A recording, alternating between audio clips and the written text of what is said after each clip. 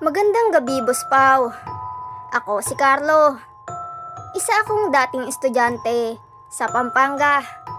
Pero hindi ko inaasahan na ang isa sa pinakamalupit at pinakanakakakilabot na karanasan ko ay may kinalaman sa isang gurong matagal na naming kinalimutan. Noong una ay simple lang ang lahat. Ang kwento ay nagsimula sa bayan ng San Fernando, Pampanga, kung saan nakatayo ang isang lumang paaralan na itinayo pa noong panahon ng Kastila. Ang eskwelahang iyon, Boss Pao, ay kilala hindi lamang sa pagiging mahigpit ng mga guro, kundi pati na rin sa mga kwento ng mga ligaw na kaluluwa at multo na di umano'y naninirahan pa doon. Ngunit ang pinakakilalang alamat ay tungkol sa isang guro na nagngangalang Teacher Marisa. Si Teacher Marisa po ay matagal nang nagtuturo ng Pilipino at history. Mahigpit po siya, seryoso, at halos walang estudyanteng nagtatangkang lapitan siya sa personal. Ngunit sa likod ng kanyang tapang ay may sikreto siyang pilit itinatago. Ang kanyang dating kasintahan na si Roel, isang lalaking kilala sa bayan ng Apalit, Pampanga. Ayon sa mga matatanda, si Roel daw ay hindi ordinaryong tao. Isa siyang anino ng nakaraan, dating tambay, basagulero, at nasangkot sa mga alitan.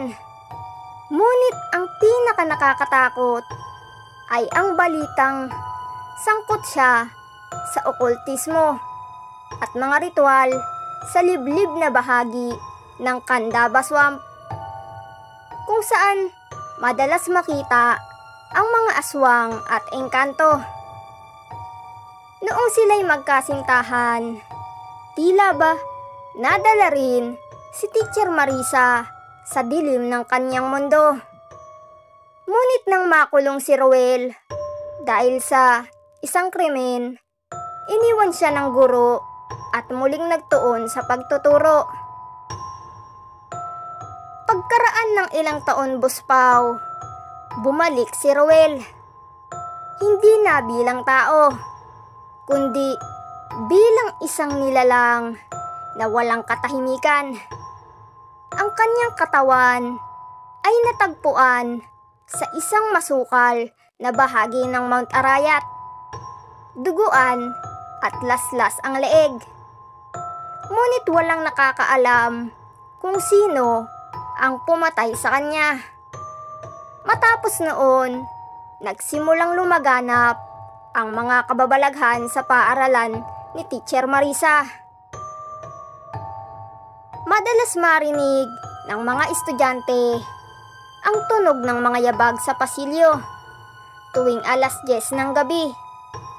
May mga pintong kusa na lang bumubukas at nagsasara. At minsan ay may mga basang yapak na nagmumula sa labas kahit hindi naman umuulan. At sa faculty room, ilang guro ang nakakita ng isang lalaking nakaupo sa tabi ng mesa ni Teacher Marisa.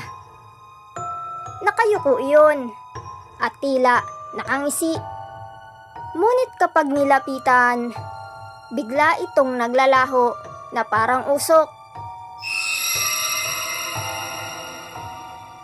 Pinakamalupit ang nangyari noong gabi ng intrams. Sa gitna ng sayawan, biglang nawalan ng kuryente. Nakarinig ang lahat ng malalim na boses mula sa dilim. Bumubulong ng pangalan ni Teacher Marisa. Nang bumalik ang ilaw, nakita ng mga estudyante na nakatayo si Teacher Marisa sa gitna ng court. Namumutla at nakatitig sa isang sulok kung saan may lalaking nakaitim. Basa ang katawan at dumudugo ang leeg.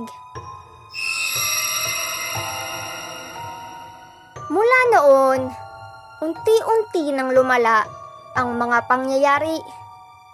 Ilang estudyante ang nagkasakit ng walang dahilan. Parang hinihigop ang kanilang lakas.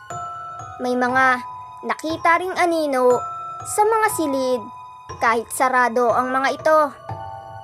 Ang mga janitor ay nagsasabing nakakarinig sila ng malalakas na pag-iyak mula sa science laboratory tuwing madaling araw. At ang pinaka nakakatakot, Buspaw, ilang beses nang nakikita si Ruel mismo, nakasandal sa pader, nakamasid, at tila nag-aabang ng pagkakataon upang makuha muli ang guro na minsang iniwan siya. Lumipat si Teacher Marisa ng tirahan mula San Fernando papuntang Angeles City. Ngunit kahit doon ay hindi siya nakaligtas.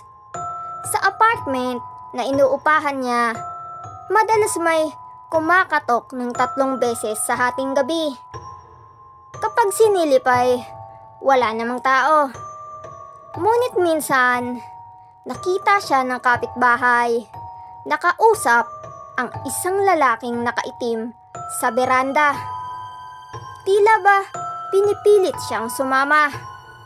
Nang tanungin kinabukasan, hindi na maalala ni Marisa ang insidente. Hanggang sa isang gabi, naglaho na lang si Teacher Marisa. Huling nakita siya sa isang jeep na bumabaybay papuntang Bacolor. Ngunit hindi na siya nakauwi. Ang natagpuan na lamang ng mga pulis ay ang kanyang bag sa gilid ng daan. Basang-basa iyon. May bahid ng putik at nakalagay sa loob ang isang lumang litrato niya kasama si Ruel noong sila ay magkasintahan pa. Mula noon, ang alamat tungkol sa ex-boyfriend ni Teacher Marisa ay patuloy na ikinikwento sa Pampanga. Hanggang ngayon, Buspaw, may mga nagbabalik sa lumang paaralan at sinasabing naririnig nila ang boses ng isang lalaki na paulit-ulit na binabanggit ang pangalang Marisa mula sa lumang faculty room. At kung sakaling madapuan ka ng malamig na hangin at makarinig ng mga yabag sa pasilyo, tandaan mong baka hindi na estudyante o guro ang naglalakad doon, kundi ang nilalang na bumalik mula sa dilim. Dala ang puot, dala ang sumpa ng isang pusong hindi nakalimot.